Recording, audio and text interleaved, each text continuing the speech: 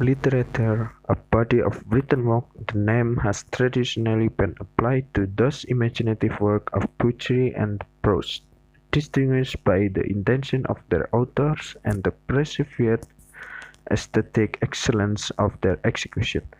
Literature may be classified according to a variety of systems, including language, national origin, historical periods, genre, and subject matter.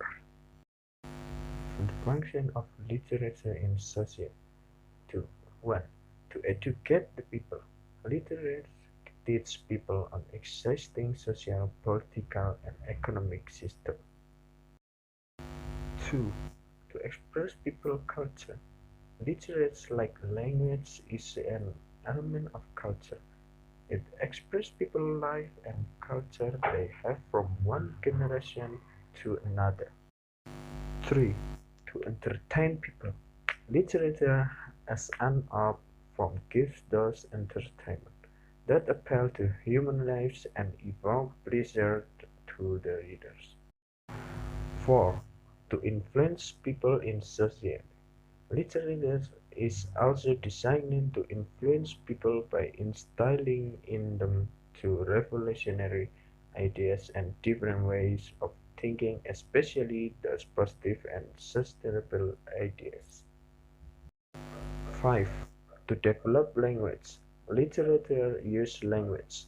Therefore, in so doing, literature develops and improves a particular language through all four language skills, namely listening, speaking, reading, and breathing to the readers. It also improves vocabulary and grammar.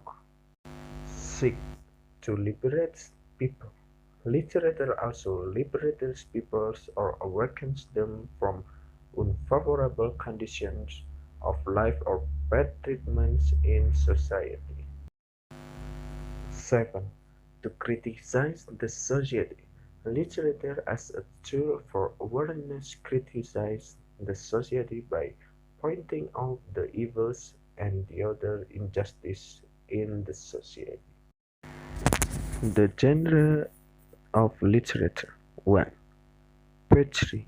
Poetry is a style of writing that tends to be written in verses and typically employs a rhythmic and measured approach to composition. It characteristically is known for evoking emotional response from readers through its melodic tone and use of creative language that is often imaginative and symbolic in nature. The word poetry comes from the Greek word "poiesis", which essentially means making, which is translated into the making of poetry. Poetry is typically divided into two main subgenres, narrative and lyric, which each have additional types that fall under their respective umbrellas. For example, narrative poetry includes ballads and epic tales, while lyric poetry includes sonnets, psalms, and even folk songs. Poetry can be fiction or non-fiction. 2. Prose. Prose is essentially identified as a written text that aligns with the flow of conversation in sentence and paragraph form, as opposite to verse and stanzas in poetry. Reading of prose employs common grammatical structure and a natural flow speech, not a specific tempo or rhythm as is seen in traditional poetry. Prose as a genre can be broken down into a number of subgenres including both fiction and non-fiction works. Examples of prose can range from news, biographies, and essays to novels, short stories, plays, and fables. The subject matter, if it is fiction versus non-fiction, and length of the work, are not taken into consideration when classifying it as a prose. but rather the style of writing that is conversational is what lends work in this genre. Number 3. Drama. Drama is defined as theatrical dialogue that is performed on stage and traditionally is comprised of 5 acts.